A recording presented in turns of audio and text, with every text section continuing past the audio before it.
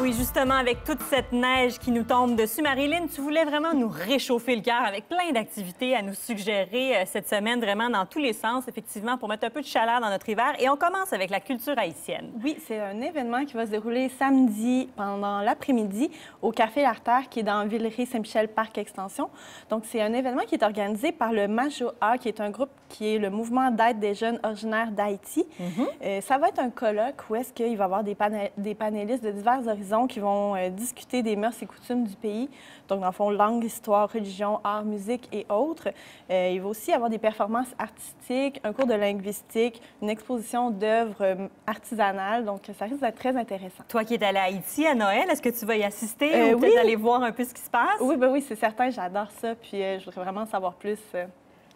Sur Haïti. Oui. Tiens, moi, j'aimerais en savoir plus sur les champignons sauvages du Québec. Ça, c'est quelque chose qui m'interpelle. Oui, c'est vraiment dans un autre ordre d'idée. Oui. C'est samedi, mais pendant la soirée, à la Mico-boutique sur le plateau de Montréal.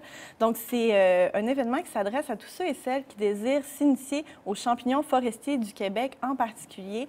Donc, ça va être vraiment une soirée détendue. Il va y avoir une présentation des meilleures espèces d'ici. Il va aussi y avoir des conseils sur comment les cuisiner. Oui. Aussi, comment les bien reconnaître aussi, peut-être oui. déjà. D'abord, avant de les cuisiner, sachez s'ils sont mortels ou pas. Oui, bien, justement, Oui. on va en discuter à ce moment-là.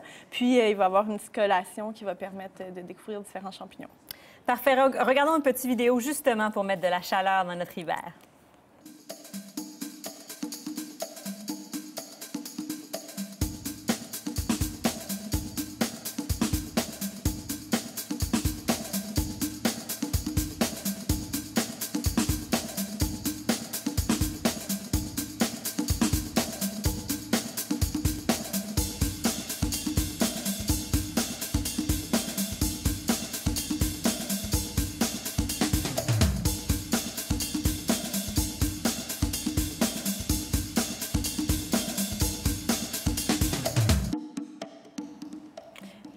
Donc oui, ça va être un événement Soleil d'hiver qui va se dérouler samedi de 10 h du matin à 3 h du matin le lendemain. Donc assez long. Dans les Caraïbes, on fête. Oui, au marché Bon Secours dans Ville-Marie. Donc vraiment une vitrine sur les arts et la culture de la Guadeloupe, Martinique, d'Haïti, encore une fois, Québec et bien d'autres lieux.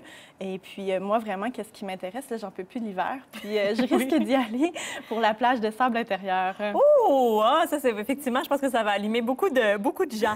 Pas très loin de là, le même jour, au Palais des Congrès, un autre événement. Oui, c'est pendant la soirée, cette fois-ci, Passeport pour l'heure, donc dans Ville-Marie. C'est une grande chasse au trésor pour les petits et pour les grands. Donc, comment ça fonctionne? C'est qu'il va y avoir des œuvres qui vont être exposées, puis les gens vont avoir un passeport, ils vont devoir répondre à des questions, relever des défis. Il va y avoir des médiateurs sur place pour inspirer des réflexions puis aider les gens qui sont là. Donc, il va aussi avoir la possibilité d'acheter des billets sur place en argent comptant seulement et, très important, d'amener des crayons et des bons souliers. De la danse le lendemain, dimanche. Oui. Bien, pendant toute la journée au studio Danse Montréal, qui est dans Villeray-Saint-Michel Parc Extension.